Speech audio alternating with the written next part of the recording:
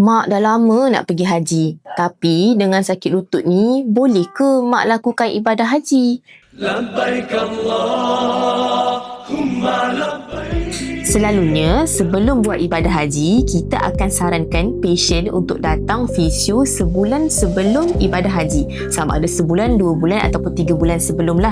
Kenapa? Ini untuk pastikan otot dan juga sendi lutut betul-betul bersedia untuk lakukan ibadah haji. Sekarang ni, sakit lutut ni lebih dikenali sebagai osteoarthritis. Osteoarthritis ni dia ada beberapa grade. Grade 1, grade 2, grade 3 dan grade 4. Selalunya daripada examination, kita akan pastikan sakit lutut ni berada di grade mana dan apa yang kita perlu buat.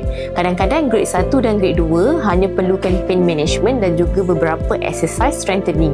Tapi jika patient tu ada ni osteoarthritis grade 3 dan grade 4, mungkin memerlukan masa lebih panjang untuk berpersediaan melakukan ibadah haji.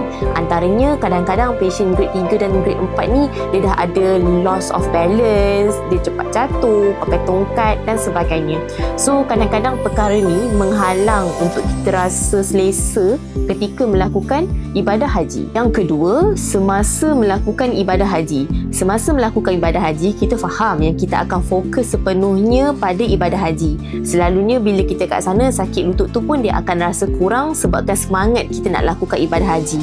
Tapi kita kena ingat, kita kena jaga juga kesihatan lutut sebab balik je daripada ibadah haji nanti, kita nak pakai balik lutut tu kan macam biasa.